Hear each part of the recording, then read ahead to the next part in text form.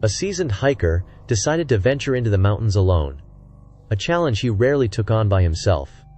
The day started perfectly. Sunlight filtered through the thick canopy as he trekked along rugged trails, surrounded by towering trees and wild undergrowth. The solitude felt refreshing at first, filling him with peace. Hours passed, and as the sky turned a bruised shade of purple, he decided it was time to head back.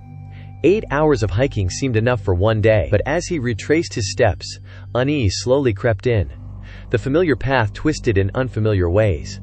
Trees he thought he recognized now stood like menacing sentinels. Every rustling leaf and snapping twig heightened his senses.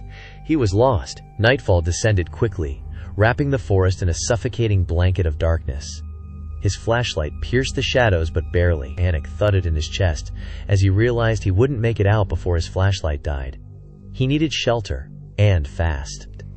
Stumbling blindly through the trees, he spotted something through the tangled branches.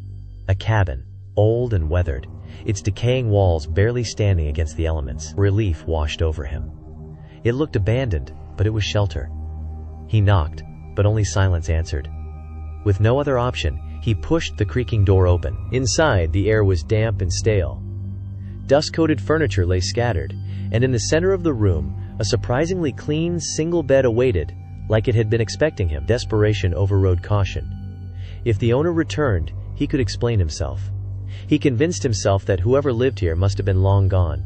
As he settled into the musty mattress, something prickled at his senses. Watching eyes. The cabin's walls were covered in portraits. Strange, grimy paintings of twisted faces, their features distorted into eerie grins. Each pair of cold, painted eyes seemed to follow him, their expressions locked in sinister amusement. He shivered, but exhaustion from the day's hike anchored him to the bed. His eyes drifted shut despite the unease. When he woke up, the first rays of dawn streamed through the room, warming his face.